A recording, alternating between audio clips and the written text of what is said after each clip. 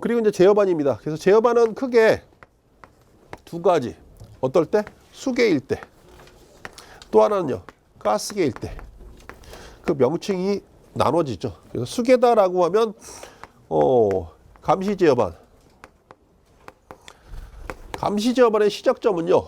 수조에서부터 어디까지?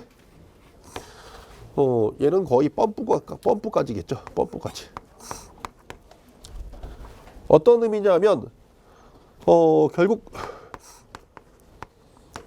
물이 방사되지 않을 것에, 그러니까 물이 방사되는 것과 관계되는 것은요, 전부 감시제어반에 연결이 되어 있습니다. 수조에 물이 아예 비워집니다. 저수위가 된 거죠. 수조에 물이 없으면요, 물이 방사되나요? 방사되지 않죠. 그럼 수조에 물이 있는지 없는지를 누가 확인한다고요? 감시제어반. 그럼 수조에 물은 정상적으로 있다라고 했을 때, 실제 펌프가 꺼져 있으면요, 펌프가 기동되지 않으면요, 물이 방사되지 않겠죠?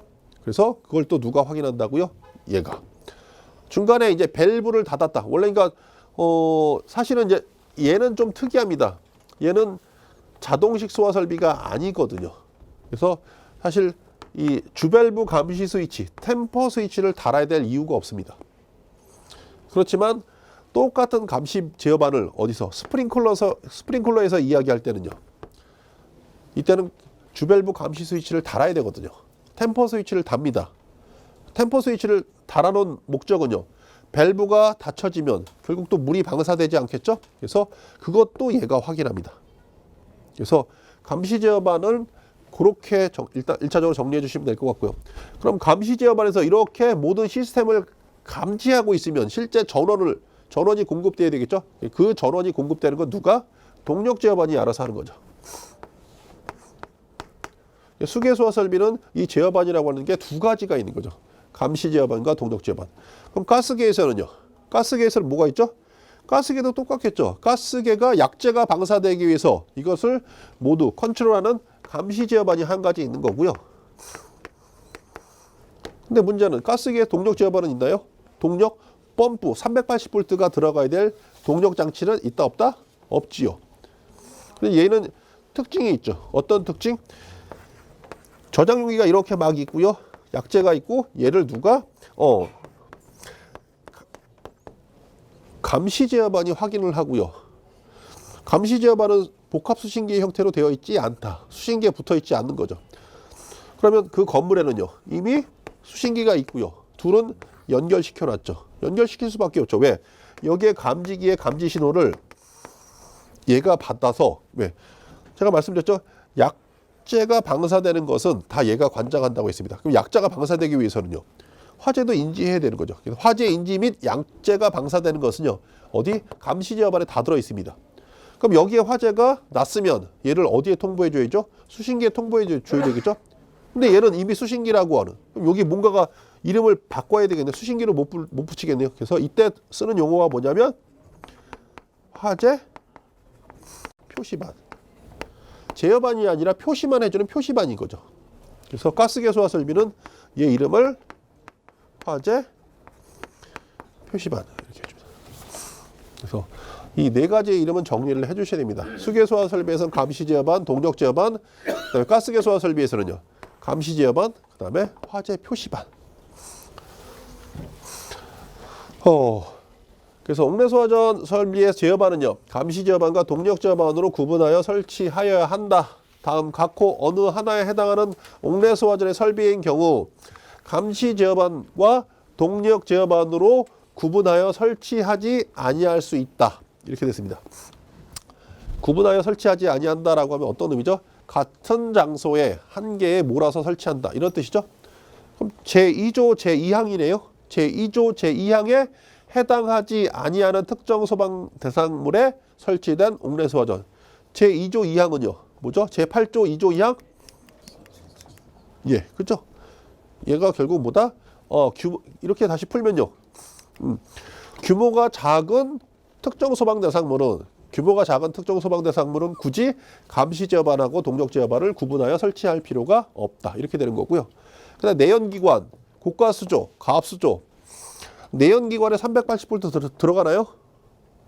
안 들어가죠. 고가수조에 380V 들어가나요? 안 들어갑니다. 가압수조에 380V 들어가나요? 안 들어갑니다. 그죠?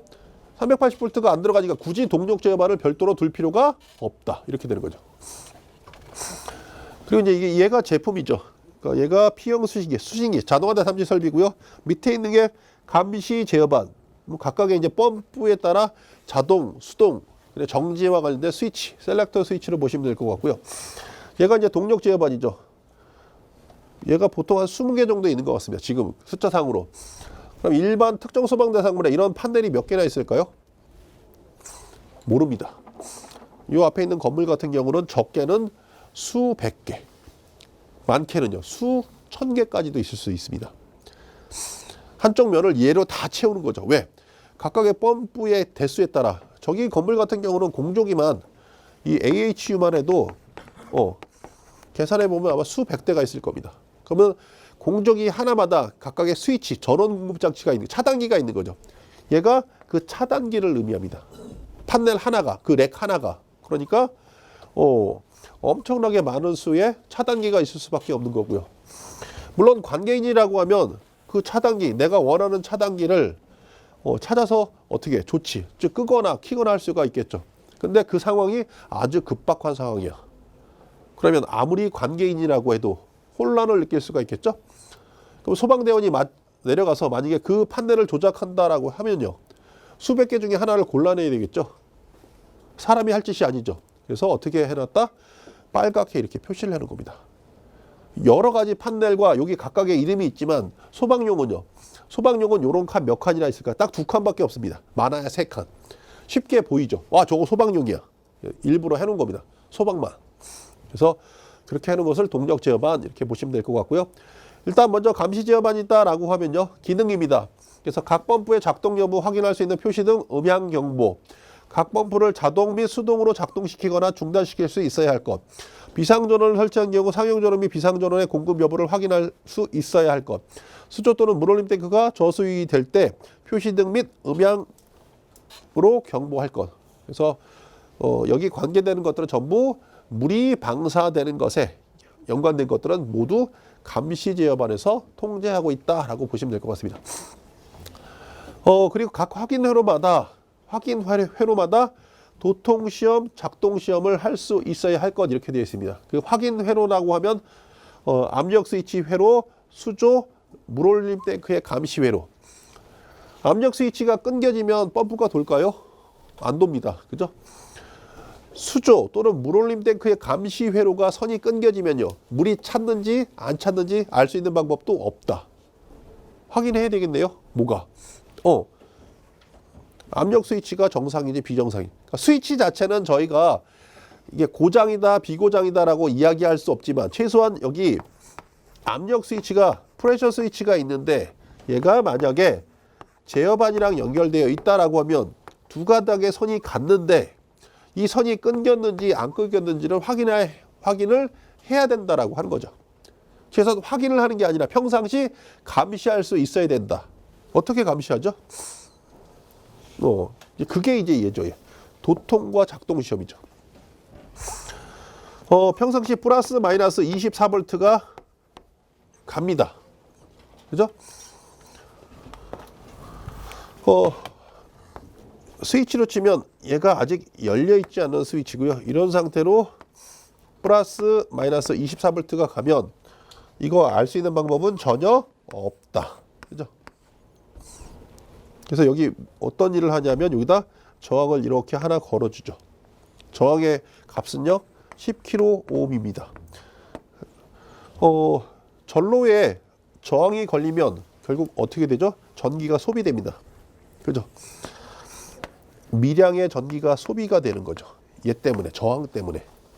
그러다가 만약에 얘가 딱 끊기면 어떻게 되죠? 갑자기 얘가 뚝 떨어지죠. 완전히. 아예 쓰는 게 없으니까. 끊겨서 전기가 회로 구성이 안 되는 거죠. 전기가 소비 전류, 즉 전류가 없어집니다. 그럼 수신기는 얘를 뭐로 인지한다? 단선. 이렇게 시험하는 것을 우리가 도통시험 이렇게 부릅니다.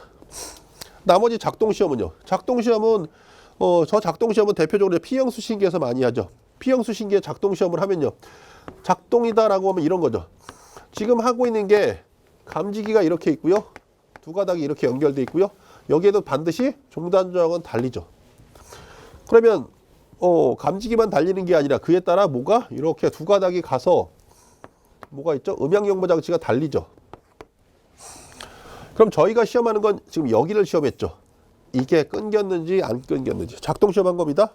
그럼 나머지 이 안에 들어있는 릴레이와 스위치, 그다음에 여기 선, 그리고 여기 달려있는 음향 장치를 한 번에 한 번이 아니라 이런 것들이 궁금한 거죠. 얘는 정상적으로 기동이 되는지, 그죠? 그래서 정상적으로 기동되는지를 확인하는 게 작동 시험인 거죠. 작동 시험 셀렉트 스위치를 놓으면요, 여기 이제 뭐라고 뜨냐면 대표 화재 이렇게 뜹니다. 대표 화재가 떴다라고 하면 감지기가 붙은 거죠. 감지기에 화재 신호가 들어온 겁니다. 다만 현장에서 감지기가 직접 동작이 된 게 아니라 수신기에서 시험상으로 화재야 라고 인위적으로 그 상황을 만든 거죠. 그래서 화재가 뜨면 그에 따라 음향경보 장치가 나가야 된다. 스위치를 풀어놨다. 예를 들어서 어떤 스위치? 지구 음향을 풀어놨다. 소리가 나가겠죠. 릴레이가 정상적으로 붙을 거고요. 그에 따라 소리가 나가면 이 선로도 이상이 없는 거고요. 기구 장치도 아무런 문제가 없는 거죠. 이렇게 시험하는 것을 뭐라 그런다? 작동 시험. 그럼 그런 작동 시험은 이런 음향 장치도 가능한 거고요. 그다음에 프리액션 밸브에서도 기동도 가능한 거고요. 가스계 소화 설비의 기동도 다 가능한 거죠. 작동을 시켜보는 거, 인위적으로 화재를 띄워서. 물론 솔레노이드가 직접 작동되기 때문에 솔레노이드는요, 당연히 분리시켜 놓고 시험을 해야죠. 아니면 터지는 거니까. 그래서 이렇게 하는 것을 작동 시험. 사실 엄밀히 이야기하면 얘는 맞다 틀리다 틀리죠. 왜냐하면 압력 스위치, 물올림 탱크만으로만 제가 작동 시험할 게 사실은 없거든요. 그죠? 물론 이제 압력 스위치가 붙었을 때는 뭐죠? 펌프가 기동됨을 작동을 시켜볼 수는 있지만 좀 어폐가 좀 있거든요. 그리고 또 물올림 탱크 또는 수조의 저수위죠. 수조의 저수위가 됐다라고 해서 작동될 게 있다 없다? 없습니다. 그래서 내용적으로는 조금 어폐가 있는 부분이다. 다만 여러분들 개념상으로 도통시험과 작동시험은 구분해 주셔야 된다. 그리고 예비전원이 확보되고 예비전원의 적합 여부를 시험할 수 있어야 할 것. 그 예비전원은 뭐다? 배터리. 감시제어 안에 배터리가 있는 거고 그 배터리의 정상 유무를 확인할 수 있어야 되고요. 근데 감시제어반의 설치 장소 기준, 설치 기준. 그래서 화재 및 침수, 감시제어반은 옥내수화전 전용으로 할 것. 그다음에 감시제어반은 다음 항목의 기준에 따라 전용실 안에 설치할 것. 다만 공장, 발전소 등 설비를 집중 제어할 운전할 목적으로 설치하는 중앙제어실 내에 감시제어반을 설치하는 경우에 그러하지 아니하다. 일반적으로 공장이나 또는 발전소는요, 우리가 감시제어반의 기능보다 여기 이런 장소, 집중 제어할 수 있는 중앙제어실이 훨씬 더 상위 성능으로 있습니다. 그래서 이런 것들도 인정해 줄게 라고 하는 거고요. 다만 감시제어반 전용실이다 라고 하면요, 방화 구획하도록 되어 있는 거죠. 그리고 위치는 피난층 또는 1층에 위치하도록 되어 있고요. 다만 다음 조건에 적합할 경우에는 피난층 1층이 아니라 그 어느 장소에 해도 무방하다. 그 어느 장소다라고 하면 이런 거죠. 특별 피난 계단의 부속실로부터 감시제어반 전용실의 출입구가 5m 이내. 그러니까 소방대원이 바로 현장에 진입합니다. 이 감시제어반이라는 게 보통 개념상으로 이제 방제실이고요. 방제실이다라고 하면 현장 대원, 소방대원이 불을 끄는 진압대원도 있지만 지휘하는 지휘부 같은 경우는요, 바로 여기로 들어가 버립니다. 왜? 여기에 모든 그 건축물의 시스템을 볼 수가 있거든요. CCTV도 있고 당연히 수신기도 있고 그리고 전력, 그다음에 기계 여러 것들이 다 있죠. 그래서 바로 들어가는 거고, 만약에 소화가 실패가 났다라고 하면요, 전부 철수하죠. 철수하면 언제 마지막으로 철수하는 사람은요, 여기 지금 소방대원입니다. 소방대원이 철수를 하기 위해서 피난할 수 있는 뭔가가 있어야 돼요. 그게 특별 피난 계단입니다. 그래서 지근거리 5m라고는 제한적인 조건에서 인정해주고 있다라고 보시면 될 것 같고요. 비상조명 등 및 급배기 설비를 설치할 거.